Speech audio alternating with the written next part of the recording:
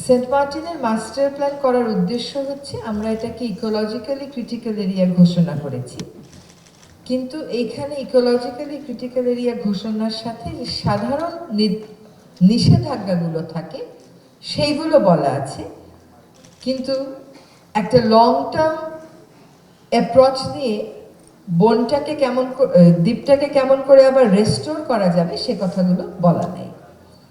বলা আছে কোরাল আহরণ করা যাবে না, সেটা একটা না হতে পারে, কিন্তু না এবং হ্যাঁ সমন্বয়ে কেমন করে আমরা আসলে সেন্ট মার্টিন দ্বীপটাকে আবার একটা সমৃদ্ধ প্রতিবেশগত ব্যবস্থা হিসেবে ফিরিয়ে আনবো, সেটাই হচ্ছে এই মাস্টার প্ল্যানের উদ্দেশ্য।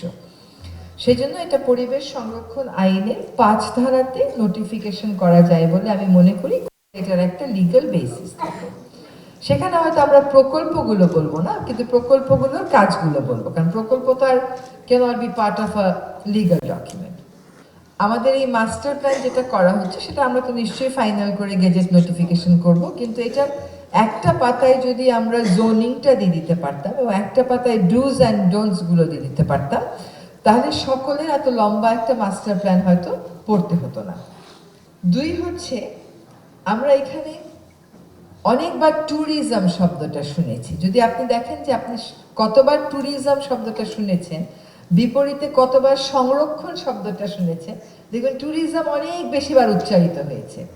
তার মানে মাস্টার প্ল্যান যারা করেছেন তারাও একটা মনস্তাত্ত্বিক চাপে ছিলেন যে এই দ্বীপটাকে ট্যুরিজমের একটা জায়গা হিসেবে আমাদেরকে চিহ্নিত করতে হবে। বাস্তবতা কিন্তু মোটেও তা নয়। আপনি যদি বিদেশে যান যেখানে এইরকম দ্বীপ অনেকগুলো আছে, আমাদের তো এরকম দ্বীপ আর একটাও নাই, এটাই শুধুমাত্র আছে, সেখানে দেখবেন দ্বীপগুলোতে ট্যুরিজম করে কিন্তু রাতে থাকার অনুমতি দেওয়া হয় না। এবং আমাদের যে ওশানোগ্রাফি ইনস্টিটিউট আছে, যেটাও সরকারেরই একটা প্রতিষ্ঠান, তারা কিন্তু এখানে রাতে ট্যুরিস্ট থাকা নিষিদ্ধ করে দেওয়ার পক্ষে মতামত দিয়েছে। সেটা আমি মনে করি এই মাস্টার প্ল্যান যারা করেছেন তারা একটু বিবেচনায় আনবেন। 5 বছর পর পর যেমন ট্যুরিস্ট সংখ্যা পরিবর্তনের সুযোগ থাকে, 5 বছর পর পর এটা কেবল পরিবর্তন করে বাড়ানোর বিষয় না, পরিবর্তন করে কমানোর বিষয় হতে পারে। তো ট্যুরিজম আর সেন্ট মার্টিন সমার্থক হতে পারে না। সেন্ট মার্টিনের এই মুহূর্তের প্রথম দাবিটা হচ্ছে এই দ্বীপটাকে সংরক্ষণ করা, এই দ্বীপটাকে আগের অবস্থায় ফিরিয়ে আনা। একই সাথে এই দ্বীপে যারা বসবাসকারী আছেন তাদের জন্য সুযোগ সৃষ্টি করা।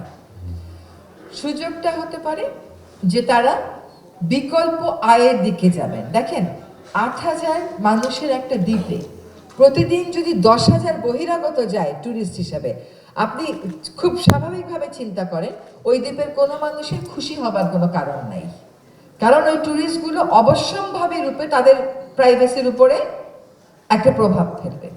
কিন্তু ওই দ্বীপবাসী বিকল্প কর্মসংস্থানে আমাদেরকে যেতে হবে।